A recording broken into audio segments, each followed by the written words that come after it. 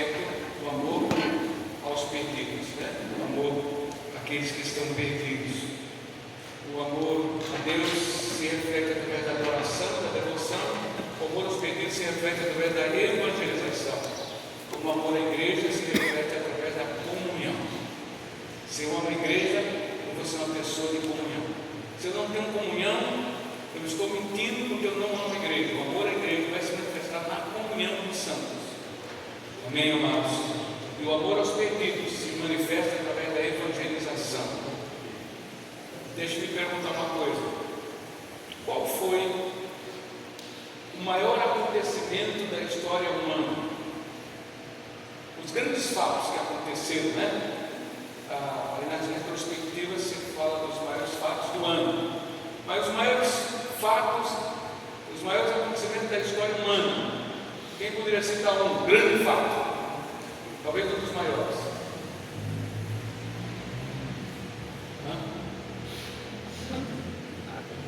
Esse aí. Vocês que gostam de história, vamos lá. Os que gostam de história, eu gosto muito de história. Importante conhecer a história, quem não conhece a história está sujeito a repeti-la, né? É muito, especialmente a história da igreja, é muito rica. Qual foi o maior acontecimento da história humana? Oi? Jesus, Canaã. Certo. Alguns dizem que o maior feito da humanidade foi o homem pisar na lua. Mas o Billy Graham diz assim: o maior acontecimento da história humana não foi o homem subir e pisar na lua, foi Deus descer e pisar na terra. Esse foi o maior acontecimento da história humana.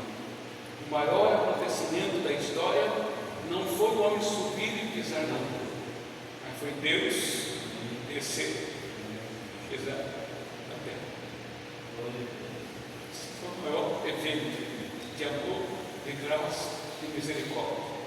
Deus se tornando carne. Esse foi o maior evento. E é isso que nós precisamos proclamar. Porque o Evangelho é uma pessoa. Nós estamos proclamando Jesus, sua vida e sua obra, aquilo que ele foi. E a fé que salva só pode nascer se nós pregarmos o Evangelho correto. Então, o Evangelho, Paulo disse: eu nada me propus a saber de vocês senão Jesus e esse crucificado. Nós vamos proclamar a Jesus. Tem gente que diz assim: eu preguei sobre Deus. Meu amigo, se falar sobre Deus, você não falou muita coisa, porque Deus é muito genérico. Você precisa falar de Jesus, porque Jesus é específico. Quem tem um filho tem um pai, quem não tem um filho não tem um pai. Nós não somos testemunhos de Jeová, somos testemunhos de Jesus, porque tudo que Deus tinha, Deus colocou em Cristo. Então nós temos que pregar a Jesus, sua vida e sua obra. E aí vocês conhecem as 8 verdades sobre Jesus, né? As 8 verdades sobre Jesus. Vamos fazer um exercício aqui, quais são as 8 verdades sobre Jesus? E falar o texto bíblico também, vamos lá?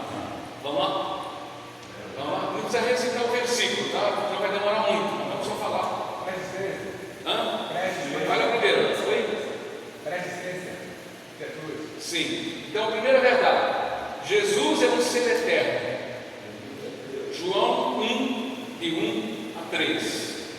Não vamos citar porque não vai demorar muito. Segunda verdade: o Verbo se fez carne. João 1,14. Fez uma obra perfeita e gloriosa.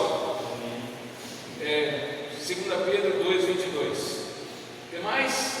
Fez uma obra, viveu uma vida perfeita e irrepreensível. 1 Pedro 2,22.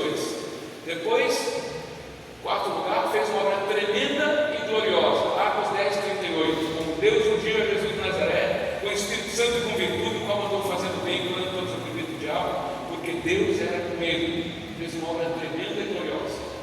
Morreu pelos nossos pecados. Isaías 53, 5 e 6, né? Ressuscitou. Atos 2,24.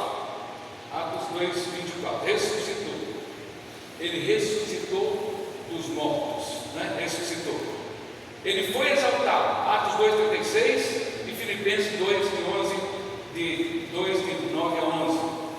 E ele voltará, Mateus 24, 30. Essas são as 8 verdades sobre Jesus que nós vamos proclamar, em alto e bom som. Isso vai produzir fé. Então, evangelizar é proclamar Jesus, sua vida e sua obra. É contar a boa notícia a quem nunca ouviu e explicar para quem não entende. Então, o ingrediente aí é explicar para quem não entende. E aí nós precisamos marcar tempo, sentar, estudar a Bíblia, dar gancho, pegar isso, pegar contato, ir lá estudar a Bíblia com uma pessoa sem compromisso, entre aspas, tá vendo? Porque quando estudamos, a pessoa está se comprometendo sem saber, mas nós precisamos fazer isso. A urgência do Evangelho. Então, o que é evangelizar? Contar a boa notícia sobre esse Jesus a quem nunca ouviu e explicá-la para quem não entende. Tem gente que já ouviu milhares de vezes, mas não entende. Tem um monte de gente da igreja que ouve falar sobre Jesus, mas não entende. Então, nós precisamos explicar para quem não entende. Agora eu vou falar um pouquinho da urgência do Evangelho. Quero falar de alguns aspectos. A urgência do Evangelho. Jeremias 8:20. Ali tem uma constatação, uma frase, talvez uma das mais tristes da Bíblia, que é assim: passou a série, findou o verão e nós não estamos salvos. Passou o tempo da salvação, passou a série, passou a colheita, findou o verão e nós não estamos salvos. Amados, essa é a mais triste constatação de alguém. Israel viveu isso e disse, e Jeremias fala isso, porque eles rejeitaram a proclamação, né, da vontade de Deus, do Rei de Deus. E muitas pessoas, por nossa grande omissão, a grande comissão, mas por causa que a gente não cumpre a grande comissão, um dia vão dizer chorando e ardendo no fogo do inferno: passou a série, passou o tempo da graça, passou o tempo da colheita, passou a série, findou o verão fala da graça, do sol da justiça brilhando sobre a humanidade. Nós estamos vivendo nesse tempo, no verão de Deus, onde a graça, o sol da justiça está brilhando sobre todos os homens, como diz lá em Tito 2:11, diz assim: porque a graça de Deus se há manifestado, trazendo salvação a todos os homens, e ensinando-nos que, renunciando às paixões e impiedade, vivamos nesse presente século de maneira sóbria, justa e piedosa, aguardando a bem-aventurada esperança, o aparecimento da glória do grande Deus e nosso Senhor Jesus Cristo, o qual se deu a si mesmo para nos remir de toda a iniquidade e purificar para si um povo seu especial, zeloso e de boas obras. O sol da justiça está brilhando, mas em breve o sol vai se pôr. Nós temos um tempo, nós não temos muito tempo para pregar o Evangelho, e nós precisamos nos despertar, porque o dia de Deus é hoje, a hora de Deus é agora, não é amanhã, não é depois. Nós não sabemos se nós teremos, se depois da manhã nós não estaremos privados de pregar o Evangelho. Então, enquanto temos tempo, nós precisamos pregar o Evangelho. Amém, amados? Vou orar tem sido uma boa desculpa para não dizermos vou agir. Tem gente quando ouve alguma coisa assim: eu vou orar a Deus. Tem uma pessoa passando fome e diz: eu vou orar para ver se é para me dar comida. Não precisa orar, você fala que vai dar comida que tem fome. Não precisa orar para ver se Deus prega o Evangelho, porque já mandou pregar o Evangelho há 2000 anos. Vou orar é uma boa desculpa para não dizer eu vou agir. Alguém disse assim: o irmão vai ser enviado para o campo missionário. O irmão disse assim: rapaz, tu é muito corajoso de ir para esse lugar. Ele disse assim: eu não sou corajoso, eu sou medroso. Corajoso é você que ficar, porque se Deus mandou ir, você fica, você precisa ser muito corajoso para obedecer a Deus. A regra é ir, ficar é exceção, e alguns têm que ficar, mas precisamos ir. E necessariamente não ir para a África, e ir para o outro lado da rua, evangelizar o vizinho. Todos são chamados a ir, todos são chamados a ir. As vidas têm prazo de validade. Em breve passará o tempo da cega e findará o verão da graça. E se não nos mexermos muito, amados, muitos não estarão salvos naquele grande dia. Elas estarão no corredor da morte. Elas estão hoje no corredor da morte e temos que chegar antes do carrasco executá-las com a carta de anistia e com o alvará de soltura. Provérbios 24:11, o que é que diz, amados? Provérbios 24:11. Você pode ler para mim?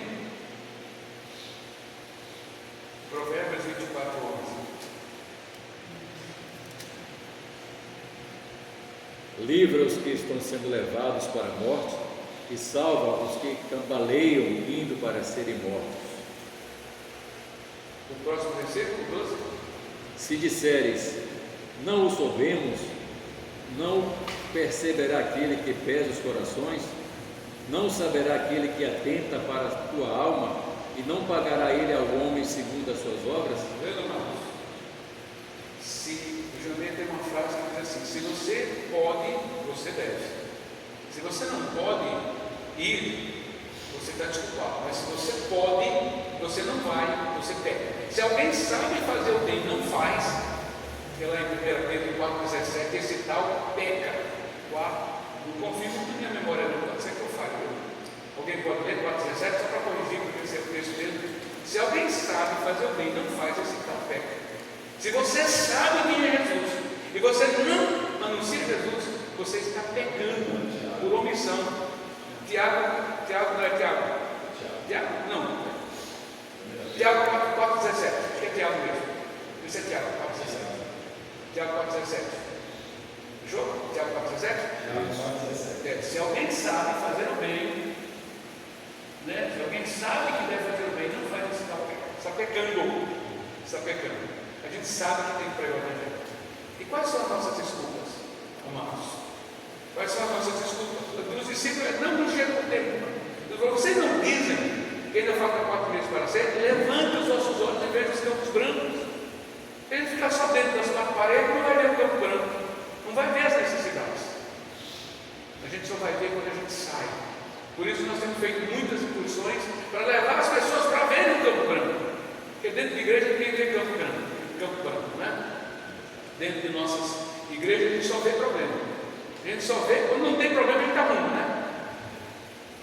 Porque o amor cobre multidões de pecado, mas a falta de amor expõe multidões de defeitos, né? Então a gente começa a ver só defeito e brigar um pouco. Eu estava falando com os irmãos ali, quando nós não cumprimos Atos 1,8, Deus manda Atos 8,1. Atos 1,8 diz que nós seremos testemunha toda Jerusalém de 10 40 anos com a terra. Jesus mandou os discípulos, não foram, falaram, vocês não vão não? Mandou Atos 8,1, foi a perseguição, e todos foram espertos aprenderam a pregar a palavra. Se você não cumpre Atos 1,8, Deus manda Atos 8,1, você sabe, você vai ser com ou sem dor, né? Mas temos que pregar o evangelho, irmão. Temos que plantar a semente do temor de Deus, do amor, do temor e do amor a Deus nos corações dos homens. Tudo o que temos que fazer, né? É isso que nós temos que fazer. Romanos 11:22 diz: considera, pois, a bondade e a severidade de Deus. Como é que as pessoas vão considerar a bondade e a severidade de Deus? Eles não sabem quem é Deus. Nós somos os porta-vozes. E se nos calarmos, irmão, como disse, se nos calarmos, algum mal vai nos sobreviver. Quem se converteu a Jesus, automaticamente já tornou-se um missionário. O evangelista, missionário, o preço é mais alto, né? Mas tornou-se um evangelista. A mulher samaritana saiu dizendo: olha, vem ver o homem que diz tudo que eu tenho feito. O gadareno, que deu o nome ao nosso projeto, Lucas 8,39. Ele falou: Senhor, deixa eu te seguir. O Senhor falou: volta para os teus e conta como grandes coisas tu fez por ti, como teve misericórdia de ti. Ele saiu e evangelizou toda a Decápolis, 10 cidades ele evangelizou. Aquele homem teve um encontro com Jesus. Não, mas tem uma faculdade teológica, não precisa mais. Precisa abrir a boca e dizer o que Jesus fez na sua vida. Foi o que o ex-gadareno fez, né? 8,39 de Lucas. O Senhor manda ele voltar. Nasceu o nosso projeto aí, volta e conte, que é o desafio de ter a gente do Sudeste, que foi para São Paulo, voltar e proclamar o Evangelho ao nordestino. Volte e conte o que Jesus fez por você, como Ele teve misericórdia de ti. Então, queridos, nós precisamos proclamar. Existe uma urgência de pregar o Evangelho. Por quê? Porque as almas têm prazo de validade. Os homens têm prazo de validade. Se nos calarmos, eles vão morrer e Deus vai pedir conta do sangue deles em nossas mãos. Deus vai pedir conta dos nossos colegas de trabalho, de vizinhança. Então nós precisamos abrir a boca e falar.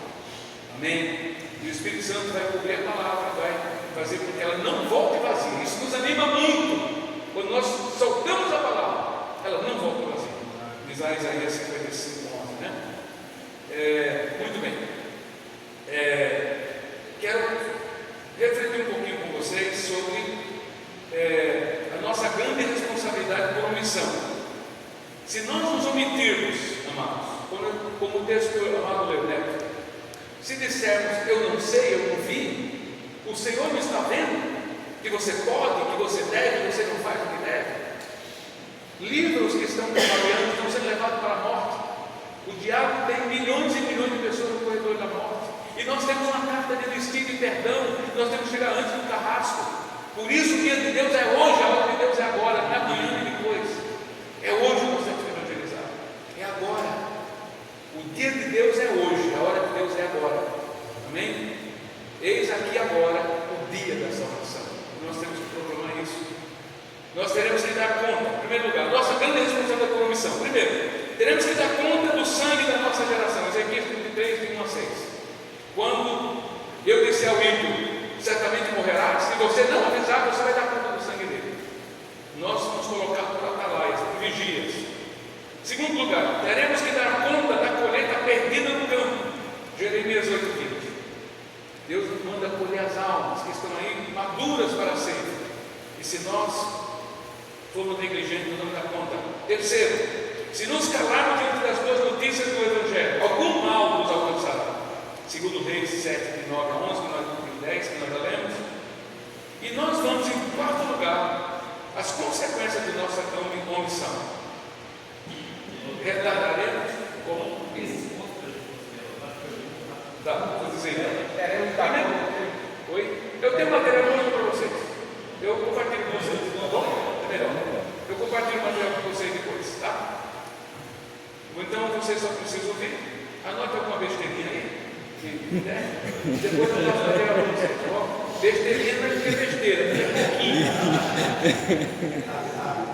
Entendo. Uma vez o cabelo nordestino, lá do canal Beira da Penha, ele lá é um lugar muito diferente.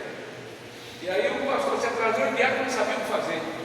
Aí pegou a Bíblia e disse, irmãos, enquanto o pastor não chega, vamos ler umas besteirinhas aqui. Pois é. Mas besteirinha porque é pouca coisa, não é que não tem valor, é que é pouca coisa, viu? Não se fala da qualidade, mas da quantidade. Muito bem. A diferença entre evangelismo e missões, amados. Atos 1:8 diz assim, vocês conhecem Atos 1:8, né? Mas recebereis a virtude do Espírito Santo que habita sobre vós, e sereis testemunhas, tanto em Jerusalém como em toda a Judeia e Samaria até os confins da terra. Nós temos 4 níveis, segundo Emitiano, de evangelização. 4 níveis. E nós cumprimos o nosso papel em coisas pequenas, Deus nos coloca sobre grandes coisas, né? O princípio é, porque foste fiel um pouco, sobre o mundo te colocarei. Quem não atravessa a rua para evangelizar, Deus não vai mandar para a África, para a Ásia, Deus vai mandar para outro canto. Começa atravessando a rua, evangelizando os vizinhos, os parentes, os teus, volta para os teus e conta com grandes coisas que fez por ti. Começa em nossa Jerusalém. Então Jerusalém é o quê? É a nossa cidade, o nosso bairro. Jerusalém é a nossa cidade. Judéia é o nosso estado. Samaria é o nosso país. E confins da terra são as nações. Tá? São 4 níveis de missões. Agora, quem não vai em Jerusalém, não vai se tornar apto para ir para os confins da terra. O problema é que tem gente que quer ir para os confins da terra, sendo que não evangelizou a sua Jerusalém. E é bom evangelizar Jerusalém, porque você vai adquirindo prática, você vai adquirindo mais experiência. Não é que Deus não pode mandar alguém direto para Jerusalém, para os confins da terra. Pode. Mas frutifique onde Deus te plantou. Sabe o que Deus falou? Vocês ouviram o Christian Romo falar que quando ele começou o trabalho de plantação do reino na cidade dele, ele disse, me deixa para o Brasil, para qualquer nação, aqui no Chile não vai funcionar. Eu disse, filho, o senhor falou para ele contou para nós um dia lá na nossa igreja, ele disse assim, filho, se eu começar um projeto, na frente das portas do inferno, ela vai prevalecer. Então, não importa onde você está, o reino vai prevalecer. Se for o evangelho, vai prevalecer. E deixa eu falar sobre recursos. Hudson Taylor era um missionário que pregou na China. Ele tinha uma frase célebre que dizia assim: a obra de Deus feita do jeito de Deus, não faltará os recursos de Deus. Se a obra de Deus é feita do jeito de Deus, não falta os recursos de Deus. Agora, se não é de Deus, não é feito do jeito de Deus, você vai se virar para pagar a conta sozinho. Deus prospera aquele que é dele. Ainda que o inferno se levante, mas o reino vai prevalecer. Porque o Evangelho é o poder de Deus para a salvação de todo aquele que crê.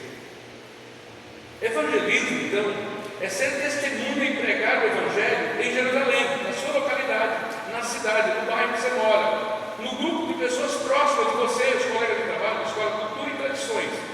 É aqui. Missões é lá. Missões é ser testemunho e pregar o Evangelho na Judéia, Samaria e confins da terra. Em outras localidades não alcançadas, em grupos étnicos não alcançados, em sua própria localidade, em outras localidades, não é sua, né? Outros países, né? Em sua localidade, no seu país e em outros países, não necessita de maiores evangelismo. É você alcançar as pessoas da sua localidade, não precisa de maiores recursos, porque você já está vivendo no campo missionário. E deixa eu dizer uma coisa: você vai dizer, eu não tenho tempo para evangelizar. Você já está inserido no campo missionário, onde você trabalha, onde você estuda. Jameno diz que Deus amou o mundo, amou a rua no olho prado, de tal maneira que me mandou morar lá, para que todos que nele não pereçam a vida eterna. Lembra? Jameno parafraseia a coisa, né? Porque Deus amou a faculdade que eu estudei de tal maneira que me fez passar no vestibular e estudar lá, para que todos os meus colegas que lá estão não pereçam, mas tenham vida eterna. Você já está inserido no campo missionário. Então, o evangelismo é onde você está. Agora, missões, aí precisa se preparar, conhecer a cultura, conhecer os hábitos, conhecer como você vai abordar as pessoas. Aí precisa um pouco mais de planejamento. Mas missões você já está inserido no campo. Não é? Como diz Jameno, tem gente que diz, olha, eu moro nos quintos dos infernos. Se Deus mandou você morar naquela rua, você está lá não é por infelicidade ou por falta de dinheiro, é por propósito. Então entende. Você está lá porque Deus deu. Enquanto tu não fizer o teu papel, tu vai morar lá no papel. Enquanto você vai evangelizar, Deus vai mandar você para outro canto. Mas a invasão, meu propósito era morar 3 anos lá. Sim. Eu fiquei 11 anos lá. Olha, tá vendo? Essas coisas. Que bênção. Pegando o evangelho lá, os traficantes, Glória a Deus. os drogados. Exato. Então, é nesse lugar. O Senhor não manda aí pelos valados, não manda aí pelas encruzilhadas da vida, pelas favelas. Nós temos uma peculiaridade.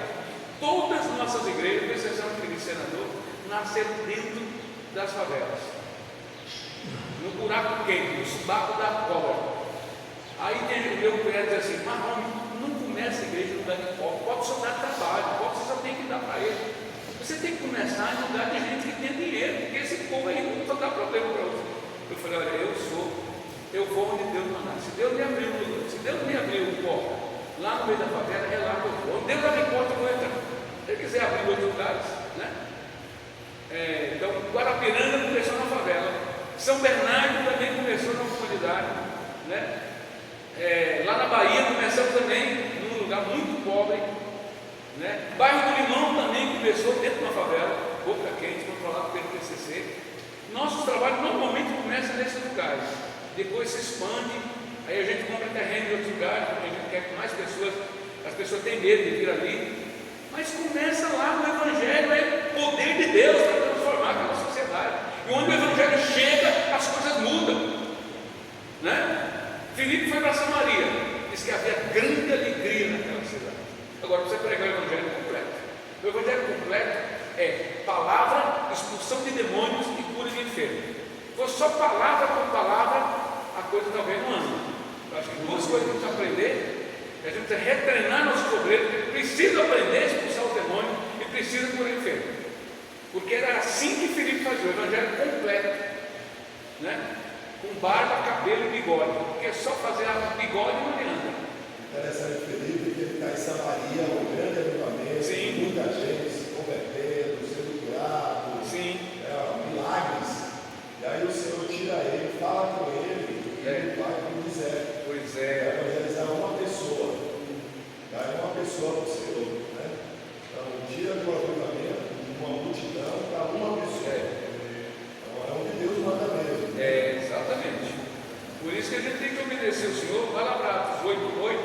E aí eu queria só profetizar isso para a sua cidade.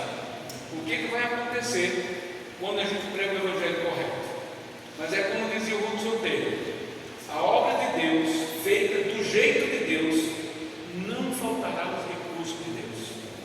Mas precisa ser feito de Deus e do jeito de Deus. Se for do seu jeito, você vai se lascar sozinho. Precisa ser do jeito de Deus. Amém?